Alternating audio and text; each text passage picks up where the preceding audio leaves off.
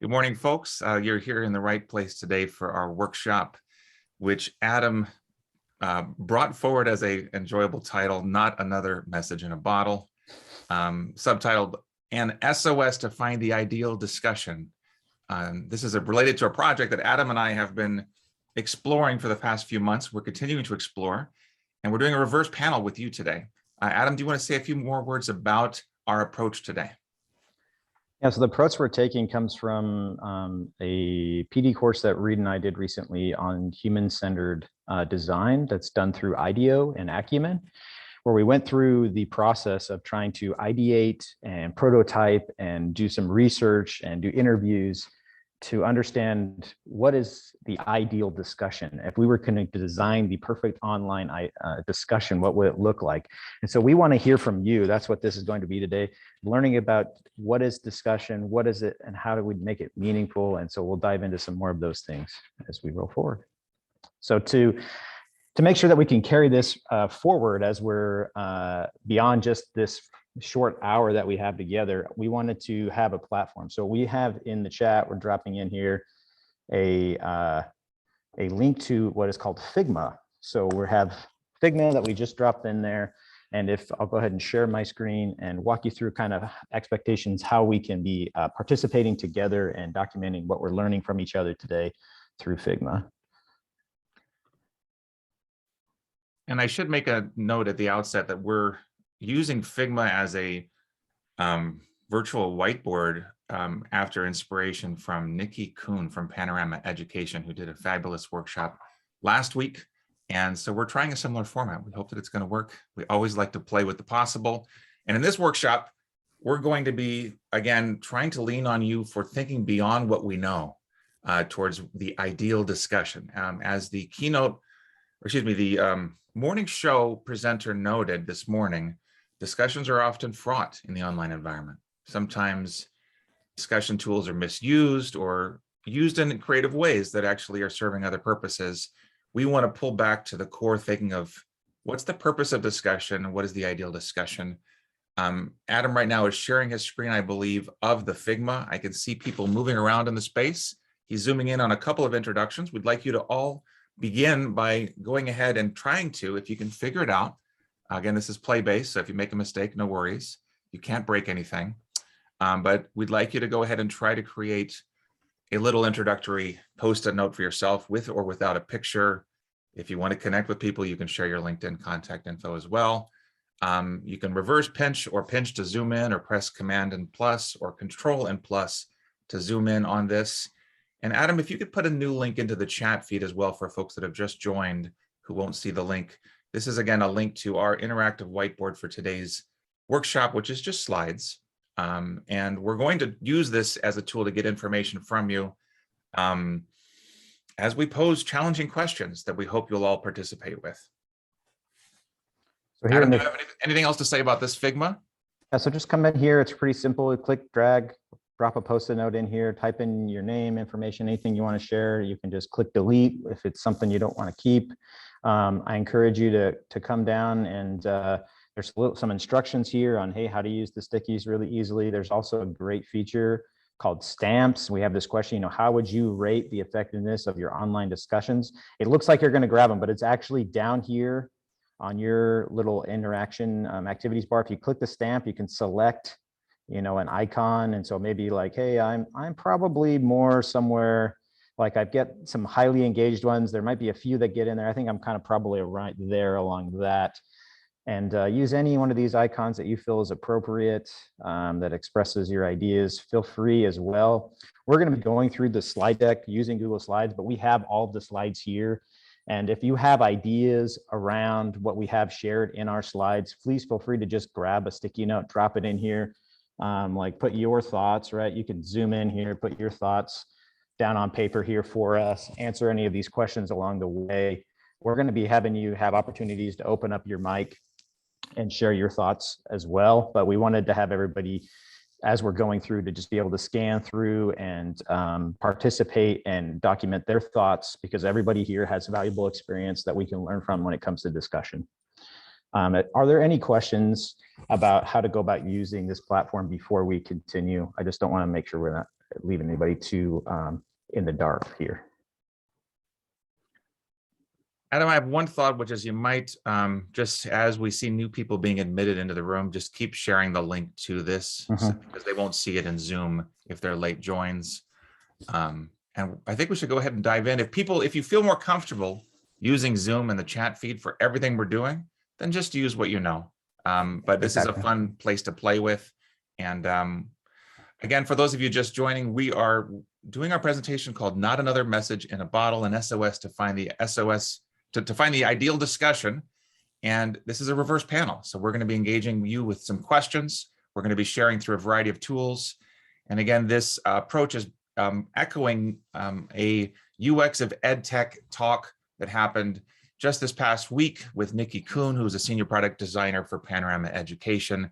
And we wanted to try using the same tool, Figma. So without further ado, let's dive in.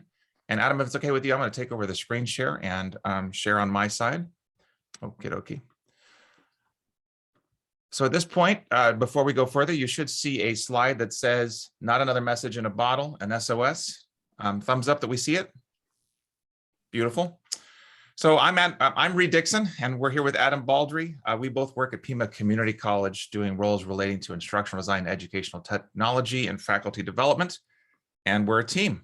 We have been doing, again, an exploration. We're going to extend that exploration with you today.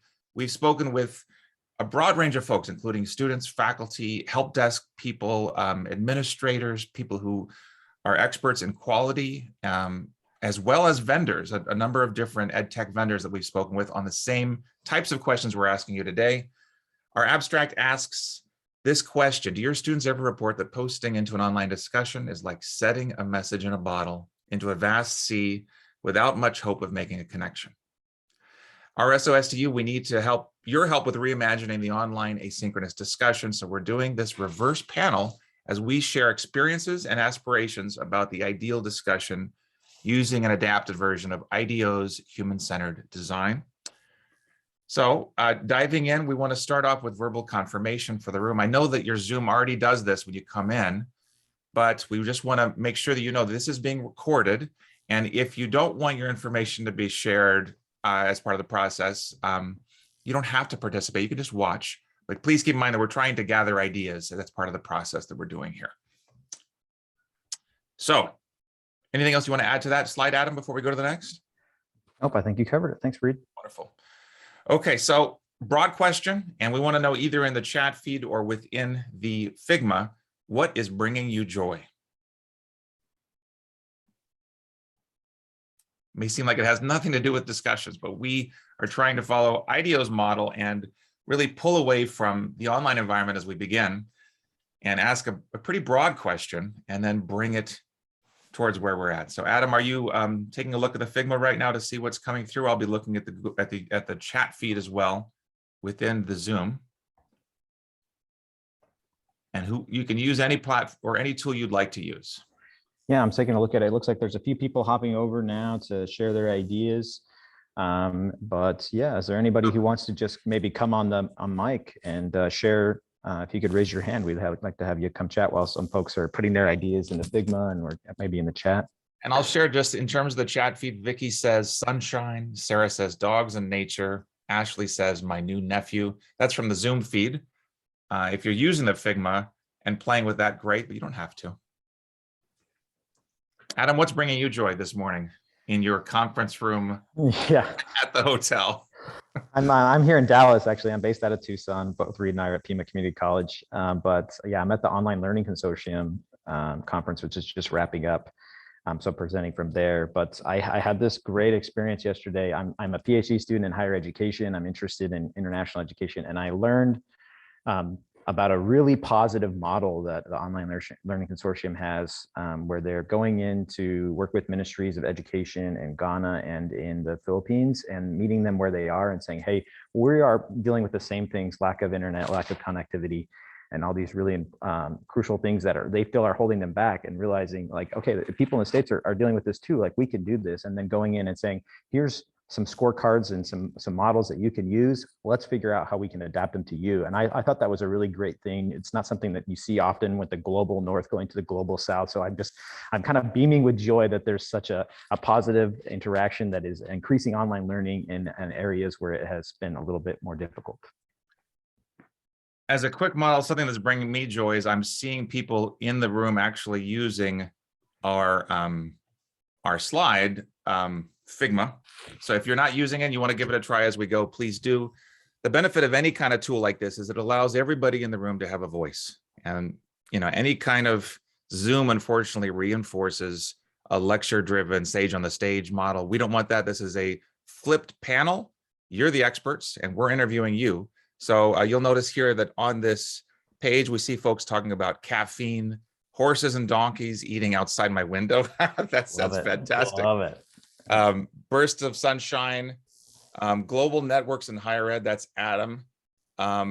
Please come into this space and play. And as we go across, you'll notice that each slide has a little bit of space. And we're going to walk through the slides. If you want to jump ahead, feel free to, and share your ideas as we come through.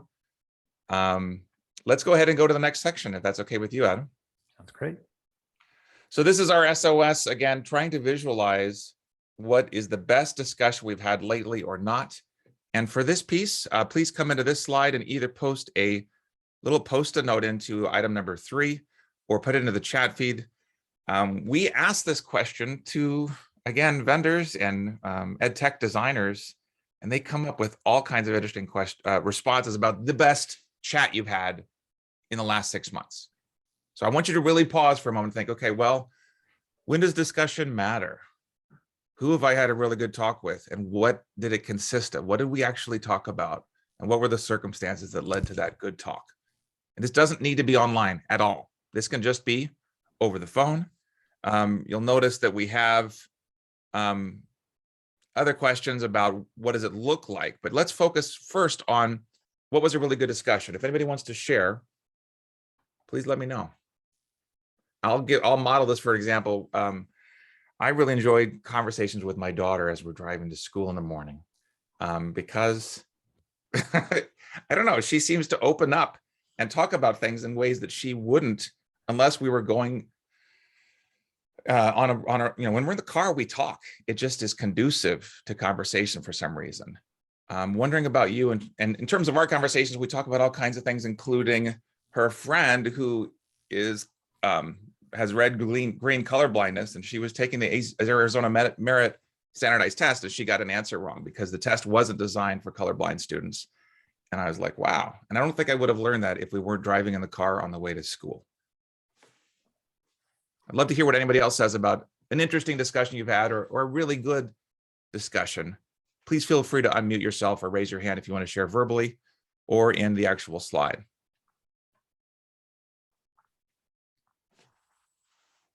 Because I love seeing your face and hearing other folks talk as well, if you would like to. So I'm going to read what I'm seeing in the chat feed. Karen notes, celebrating my daughter's final day of her senior year. She's off to the university in August. That's lovely and terrifying. Great to hear.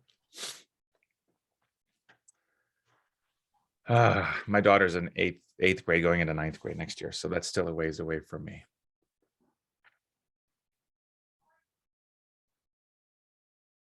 Isn't this cool?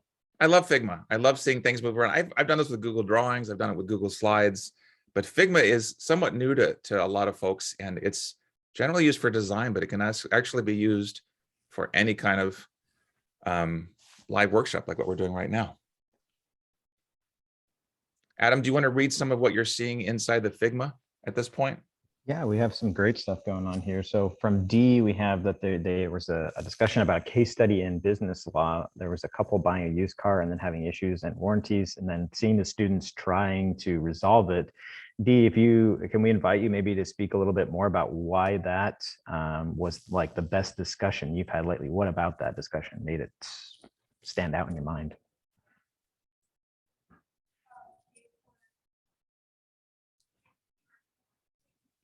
Okay, sorry, I was trying to find my mute. No problem at all. Unmute. It was just, well, it was very engaging because the students actually seem to really get into the case study, because it's something that a lot of them have done, like buying a used car. And it's probably not my most interesting when I posted that. I mean, outside of school, but that was very interesting as far as online discussions go, because of their involvement with it and how they got into it and actually applied the material. But just a lot of good conversations about it. I know it sounds probably boring, but I think it sounds perfect. Perfect. And really, because what you did is you made it relevant to their life. And that's something that Rita and I have noticed, is what makes a good discussion draws from students' own life experiences. I've had a used car that has a warranty and I'm dealing with issues, and like, it's a very relevant experience. Yeah. Rather than tackling maybe business law about some corporate, tycoon that went and did something, it's like a little bit more abstract and maybe outside of their domain compared to like an everyday thing, like, hey, I'm dealing with warranty issues on my used car. So I think that's awesome. Thank Perfect. you. All right, we have Karen, a recently attended a gamification workshop that had a great conversation. It was a lot of fun. I'd love to just hear more about that conversation if you're willing to share, Karen. If not, if you prefer to share something in the chat, that's also as well. All this is no pressure. We just want to make invitations. Sure, I'm happy to share a little bit. So one of the things that what's really nice about the workshop is they shared a multitude of ways that you could use it. For example, someone was teaching a mixed methods research class. And so she used like finger games, like 1, 2, 3, to like talk about mixed methods or qualitative or quantitative, and just ways that she turned it into a game, which I guess when I think about gamification, I think about math or science or things like that. So it was really kind of cool to see how it was being used from more of a research theory lens. And then of course we played games as part of the workshop, which was a lot of fun, the students kept walking by the classroom looking in like, what class is this? Like, I want to be a part of that class. So it was really nice. Oh, that's really nice. I appreciate that. Yeah, just engaging in something that is of interest, right, and is relevant and meaningful, right? And then people being like, "Wait, what is that?" Like, "Hey, I want to be involved in that," right? That's the kind of discussion we all want, like the one that you can't walk away from, and then you're thinking about. You're waking up at 2 a.m. like, "Oh, I should have said that," like, "Oh, I really want to keep talking about this." That's the kind of engagement we want to see. Absolutely. Looks like we had a little bit of movement on our platform here, but that's okay. I'm not, we'll sort it out later. It's okay. But maybe we'll take one more on this question here. Somebody brought up, there's a few really good ideas here, but I'm interested to learn more about this academic integrity in STEM. Somebody put a big circle there and says academic. There's not a particular name attached to it, but I would love to know if somebody wants to come up and talk about the conversation they had when around that.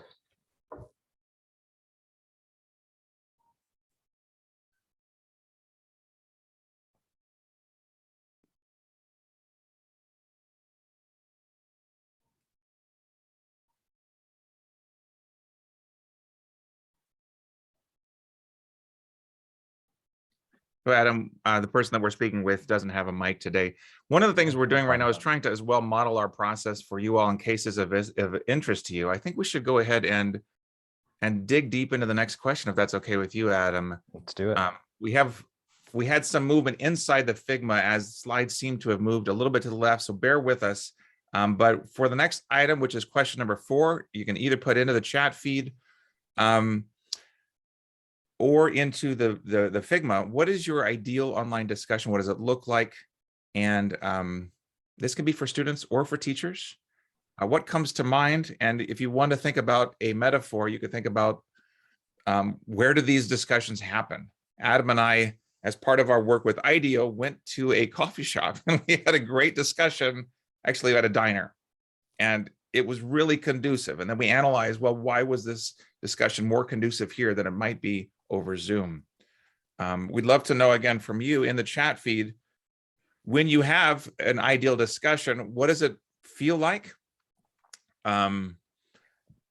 for your students? Does it have any specific outcome? Does it have any specific quality? What comes to mind? And again, feel free to use either the chat feed or go inside the Figma and just even put a 1-word response or a 2-word response or whatever comes to mind. I see about 8 responses on slide 4 within the Figma. So thank you for going in and using that platform that we're experimenting with today. And so folks are saying organic, holistic, social media chats rather than formal, check the boxes. And thank you for that. It moves like a conversation back and forth. Participation should be the grade rather than the actual post itself. So really, these are really important points. And again, people will debate these. So put whatever you feel. I think the pandemic has forced much online discussion that would be better. And that looks like that particular post is overlapping. Better IRL. And that is a post from Kathy, it looks like. If anybody's putting a post here and you'd like to just speak to it, please unmute yourself or share your video feed. Again, we're talking about what does your ideal discussion look like for students? And we will self-report that some of the students we interviewed said, oh, I hate discussions. I'm going through the motions here. I'm faking it. It's a fake essay. Why aren't we just talking to each other instead of doing micro essays that don't get effective feedback from our peers? So worst case scenario is often useful to think about too. We're trying to move us back to ideally, even if you don't think about the threaded platform that you use, maybe you're doing discussions around shared texts, discussions around shared videos, discussions around meaningful things in our lives. Vicky says in the chat feed, one where they can actually use the tools. And increasingly, we find this with all educators that we have to be coaching the technology that we're using in our classrooms. Just like a chemistry teacher is going to teach how to use the Bunsen burner, suddenly everybody else has to teach the tech as well. And it makes some of us uncomfortable because we're new to the tech ourselves. Tough stuff. So other comments that are coming through. Adam, do you want to speak to what's coming through in the Figma? Yeah, we have a few responses in the Figma, right? Wanting it to be more like a conversation, right? With back and forth. It should be participation rather than grading it as a post, right? 100%. Yeah, I'm throwing a stamp on that. That's getting a hard stamp from me for sure. I guess I should put it in a slightly better location than over the words. But yeah, I agree 100%. That's what we've heard from some of the experts and instructors that we worked with, is that desire to move beyond what is really a mini essay assignment, right? Where you've asked somebody to write a response to a essay prompt, basically, and then go in and then comment on other people's mini essay prompts. And that's, if you think about that in a virtual, and not in a virtual, but in a physical, in real life situation in a classroom, no one's going to stand up and monologue for 10 minutes about an idea, right? You would tell them to please sit down. As good as their ideas are, that's too long. A conversation has more flow, it's more back and forth, it's organic, it doesn't have to be curated. I can stumble through my words, I can think out loud, I can say I can say like, I can be a person, I can, I don't have to be an expert in English writing, I could just express myself, right? And I'm not going to be penalized for ending with a preposition, right? When I'm sending, it should be more natural, right? Adam, I just wanted to pull back from everybody in the room. I think we have, it looks like almost 50 folks in the room. Mm-hmm. I want to pull back to your ideals, because we're going to dig in a little bit more closely to what your experience of online discussions is in a moment. But if you could idealize with us, again, what is your ideal online discussion going to look like? Maybe you've already had some with your students where they really had fabulous discussions, either within a Zoom or within a asynchronous environment of some kind, a third-party tool linked to your LMS. But what do you feel like would be ideal in an online environment? What platforms might they use? What platforms do you use that you feel are online for actual discussion?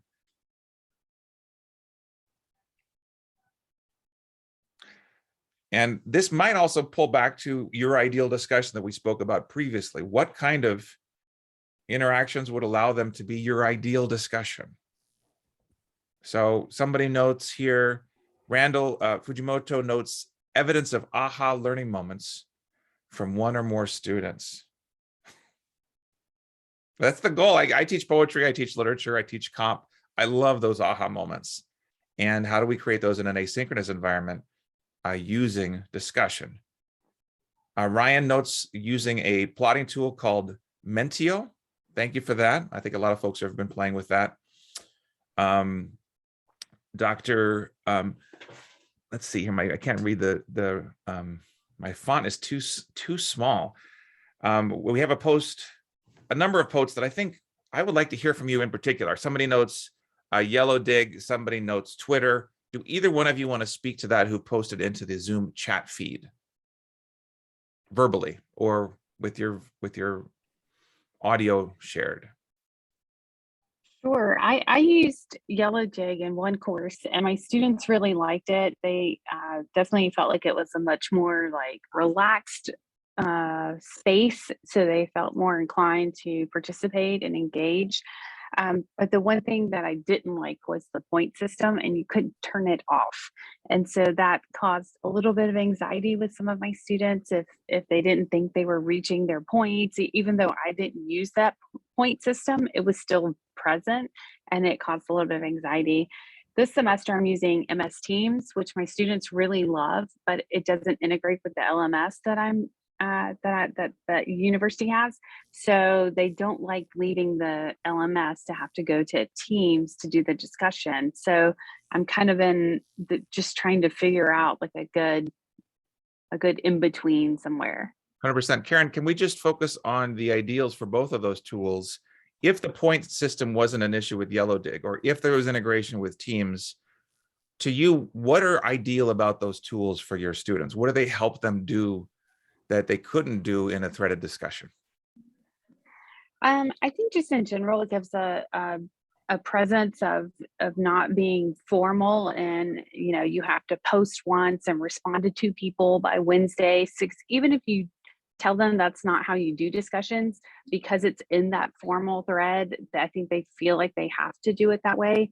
Whereas in Yellow Dig and then Teams, well, especially in Yellow Dig, they can upvote post as well. So very similar to what you would see in a social media environment. It just feels more natural to them, I think. And I have full-time teachers that are mostly my students, but even though they range in age and generation, they still are all familiar with social media. So it gives it more of a social media presence, which I think makes them feel more comfortable. And just, they tend to share more. Like I see less formal posts and more posts about experiences and feelings of how they felt when they read certain content or watched a certain video. So I think it kind of changes the dynamic, at least for me, I think. Thank you, Karen.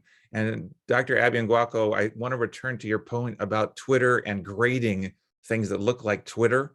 All these comments that are coming in are really interesting and difficult problems we're going to have to face moving forward. We have stuff coming in, Adam, on the on our new tool, which I forgot the name of. What is it called again? Figma. Figma. What's coming in on the Figma? Well, sorry, my screen just went completely black for a second there, but I'm back. There we go. There's a few great new responses in here. So we have some new other tools that are being used like Packback and Flipgrid. Aubrey's using Packback, and we have some Flipgrid using with some biochem students with Lori. And some other ideals I thought were in here is like there's as much guidance for the responses as there is for the original prompt, right? I think that's a great note. Students being able to relate to the materials, great contribution there. And then Katie says students can ask questions as they have about the content and their peers point out what they know about the topic. Right. I think that's using crowdsourced learning, right? Kind of maybe a Peruso model, right? Where there's kind of a social annotation and learning together as you're moving through a text or a video or some other content that you have students engaging with. Absolutely. The one thing I'm noticing as in terms of the discussion coming through is that folks are using a range of visually interactive tools or things that feel more visual. Flipgrid for videos, folks still using Padlet, folks using Perusal or Hypothesis for text-based or text-dependent inquiry, as they say in K-12. A lot of folks are using cool things that may or may not be ideal, but just we want to close out this particular slide around the ideals. What are ideal about any of these tools? They're all problematic. Nothing is perfect. But what is something that really excites you about a tool? And I'll self-report, I love using Perusal because I'm a strong believer in marginalia, or what we could call digital marginalia. And right now it's very difficult to take notes on any text. Tools like Perusal or Hypothesis allow that to happen and allow it to be collaborative, just like a Google Doc, but just imagine any text, you can upload it, any website, you can upload it, and have a focused discussion around a shared text where everything is focused on the text. I love that. To me, that's, I don't want to say too much about my ideals though, because we want to be asking you what your ideals are. But if you could share, like, what is one of the ideals for you relating to this tool? What does it help you achieve if you're using a Padlet or a Perusal or a visually interactive tool? What is your goal? What are you striving for? And please feel free to put it into the chat feed or put into the actual Figma.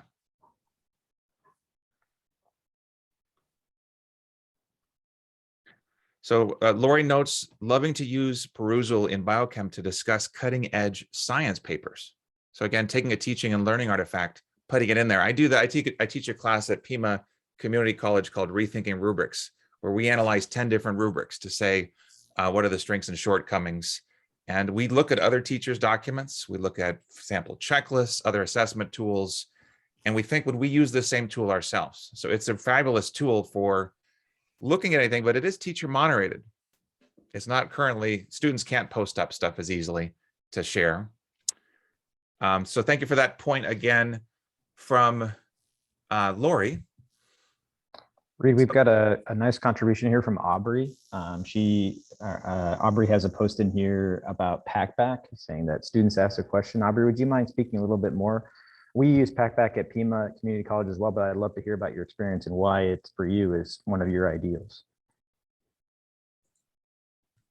Yeah, I've just really liked it because it lets them ask their own questions, answer each other's questions, and then I really like the artificial intelligence that will basically help remind them to do things to make their questions, their posts more of a high quality nature. So things like adding a reference or they can add media, and so it just gives more options. Absolutely. Yeah, we've noted the same thing in our student feedback surveys about it, right? That students really enjoy being able to just ask the questions that are on their mind. I think student-driven inquiry is definitely my ideal. I want students to engage with the content based on what they're interested rather than maybe a forced question. And so, yeah, absolutely. And then the AI is a nice little bonus there that helps them to think about it and how and does some of that instructing and coaching along the way to help them produce high quality critical thinking around their questions. It's wonderful. I just want to say thank you to all you in the chat feed for sharing links. Aubrey just shared a direct link to Packback, which we use and celebrate. We use a lot of innovative discussion tools. We just want to find out underneath it, what is your ideal and why are you reaching for these tools? I think it's time for us to go ahead and shift to our next question, if that's okay with you, Adam. Absolutely. So again, what supports an ideal discussion? We want to swim into our own familiar and into perhaps the place where the light doesn't come through. What have you experienced so far in online discussions? Again, we're at slide number 5. Feel free to say something beautiful or the opposite. I'm a big fan of the dystopic of when things don't work. What have you experienced, for better or for worse, in the online discussions yourself as a student, yourself as an instructor, or yourself as a vendor, if we have any ed tech vendors in the room?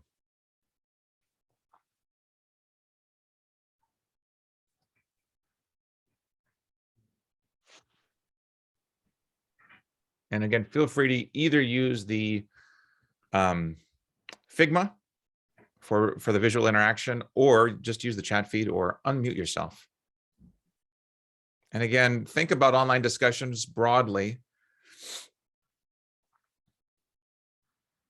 I think previously somebody mentioned, and maybe we can return to that point. Let me see if I can find the point. Dr. Abby Nguako mentioned the problem of grading things that feel like social media. Do you want to speak a little bit further to that, Dr. Abby? Yeah, so I think our university is aware of that, and they're looking for ways to improve discussion boards that we have. And part of it is that we have at our university, we use an adaptive learning system for some of our courses, which doesn't involve, it's kind of a self-paced learning system for them. So discussion board is really an opportunity for students to kind of discuss further into the topics. And I think that for some classes, that's really the only assignment, quote unquote, that they have to do in the course. So I think institutionally wise, our university is kind of afraid of going away from grading a discussion board.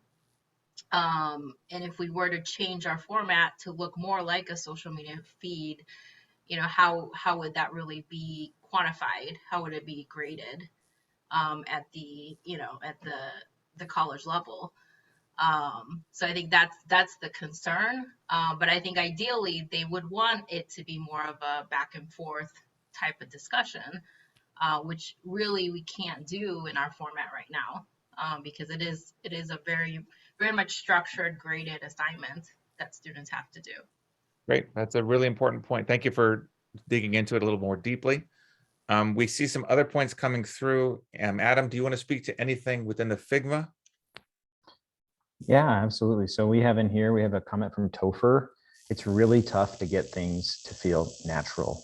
I think probably many of us, if not all of us in this room, have felt that there is a difference, especially those that have that taught in person and versus the online. In person, even in person, it can be a little bit of a struggle to get students warmed up, build those relationships, build that sense of trust so that people can be vulnerable. And doing that in the online space can be, you know, just as, if not more difficult, and to feel natural and normal to have that conversation. Absolutely. Let's see here. What else do we have going on? So in terms of our chat feed, we have folks talking about MOOCs, which are massive open online courses. We've probably all taken them and felt either disconnected or connected in some way in those online discussions. But Kathy notes that as a grad student, synchronous discussion using MOOCs, Skype has been awesome. Not yet had a satisfactory asynchronous online discussion as a teacher or student. Thank you for that. And can you elaborate a little bit more on that, Kathy, in terms of what was unsatisfactory about those asynchronous discussions? Oh, it's, you know, it's pretty much the same thing. It doesn't feel natural. It's very stilted. And especially when, you know, when a prompt is set up and you have to, you know, address the prompt rather than, you know, say what's on your mind or what have you. At our institution, we try to differentiate between open and closed discussions. Open ones for more freewheeling kinds of conversation, and closed discussions for more assignment-based, you know, tasks, that kind of stuff. That seems to help. So, but yeah, even then, it can be rough. Thank you for that distinction. And again, we're all using discussions for different purposes. When I teach a class here at Pima called Intro to Online Pedagogy, I talk about the ways we can hack the discussions tool for everything. Maybe you're using the discussions tool to try to simulate face-to-face, think pair shares. Maybe you're doing students posting their work and getting feedback within the discussions tool because there isn't really any other platform to do so.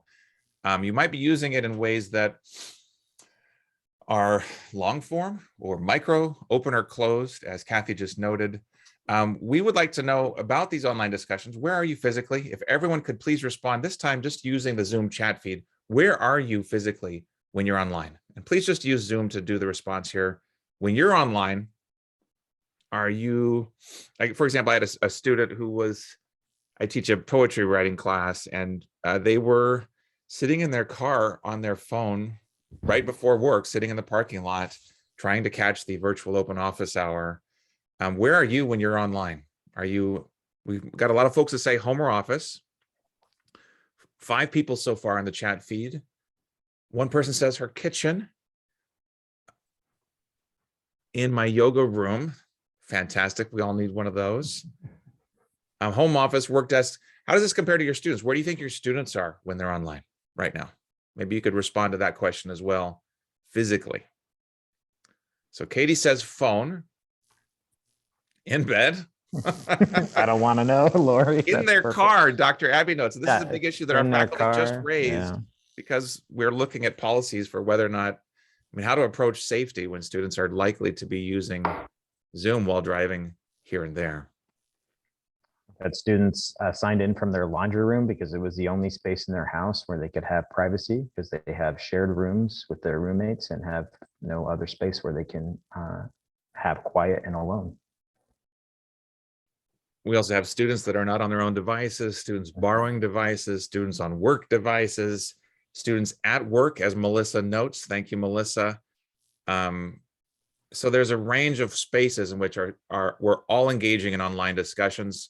Let's pivot to our next sub question. Again, we have jumped ahead because we can. Second question is, what are your greatest anxieties right now about online discussions when you go into them? And try to think first as a student, or, you know, if you were a student, what would your anxieties be about making that first post or about responding to peers? It's a different space, especially for folks who have never really gone online. I worked with a faculty member last week who did not know what a tab was and did not know how to refresh their screen. And so going into an online discussion can be terrifying, both for students and faculty. Think about worst case scenarios with us for a moment. Greatest anxieties.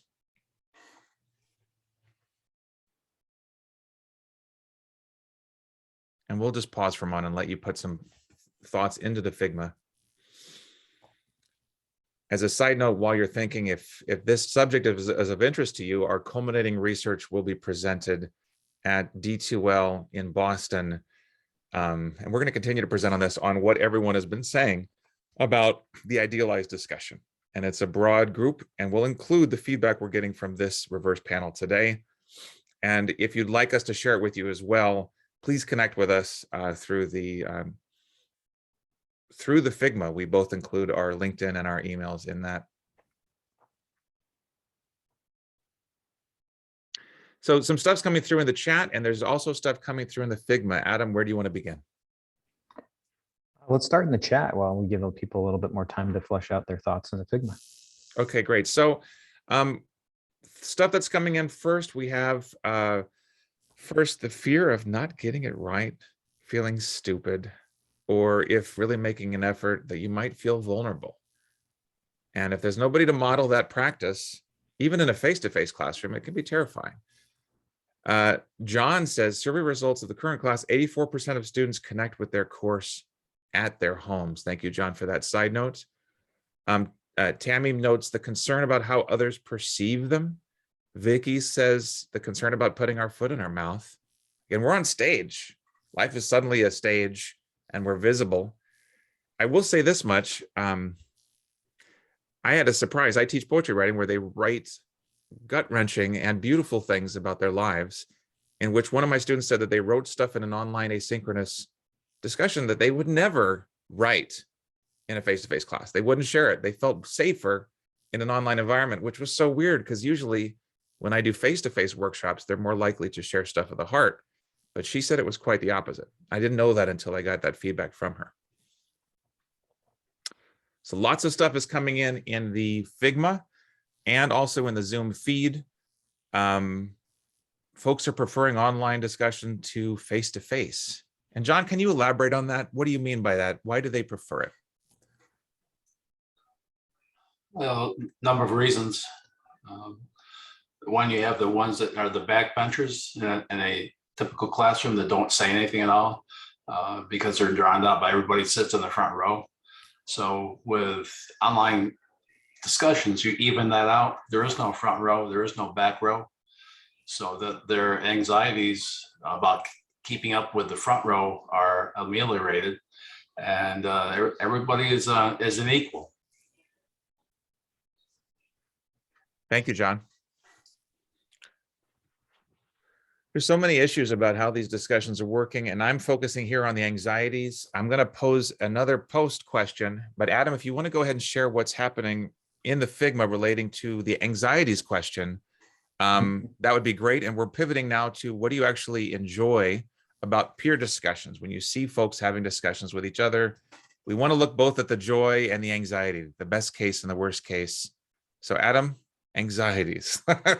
Yeah, so I think Karen brings up a good point is tone, right? Being worried about how the tone is going to be coming across to students. And it's easier in person to be like, hey, like that awkward balance of like, I'm here and I'm here for you, but I'm also your instructor, and like that relationship can come across maybe a little too strong or a little too weak, either way. And so it can be difficult to navigate, right? So just being careful about what we're writing, how we're writing, how that tone's coming across. Another really good point that I love Abby's framing here. She has anxieties that she imagines for students, right? They're this kind of almost panopticon-like experience where you're being watched by your peers and by your instructor. Everything is being seen, right? So being judged. If they're not on the right track, the anxiety of maybe they're wrong. And for faculty, like, how are we going to get this discussion? How are we going to make this genuine? How do I going to evaluate my students in a meaningful way, right? Without basically like trying to embarrass a student by calling them out or anything like that, right? It can be really kind of a struggle. And the last one, oh, sorry, go ahead, Reed. No, I just wanted to pull back. I think we've got question 2 and question 3. Some people are putting into the Figma.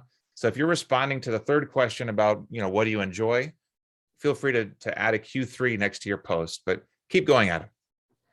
Yeah, no, then we have a comment from Topher in here saying like, when you speak online, it feels like everything I say needs to be deliberate action. So everything feels like it has higher stakes, right? That's what I was kind of talking to before. It's curated, right? You feel like you're like, hey, here I am, and everything is being evaluated. Whereas when you raise your hand in class to make a comment, like, sure, you're kind of in the hot seat, but you haven't taken the time to like construct this idea, right? You haven't had as much time to think through it. And that's kind of the point, is discussion should be about thinking through ideas and working through those as you're talking. And that could be a little bit more difficult in that space. I want to take this moment just to canvass the room. Lori just said, yeah, it feels more permanent. How many of you have done a video post to your students and then deleted it because it wasn't perfect and you needed it? Is there I'm wondering if there's a higher level of anxiety around video posts than text posts, but has anybody in the room, I see Melissa's got the crying emoji. Topher says yes, Vicky says yes. Video is the new norm. We're all doing, I'm promoting the idea that we should have a video podcasting room in every library so that students can go in and faculty and make little screencasts. And as Kathy notes in the chat feed, I'm a wreck when I do video posts. The type A curse, Karen says, I want it to be perfect. Maybe more so than text, even though our students say they love the videos. They feel like they can see they get eye contact, which they need. They connect with us. They hear our tone of voice. I give feedback to students using video. I walk through their papers, screen share, and they hear my voice. So it's less intimidating than red ink. But what does Dr. Abby say? It takes me days to create just a few minutes, and I redo it so many times.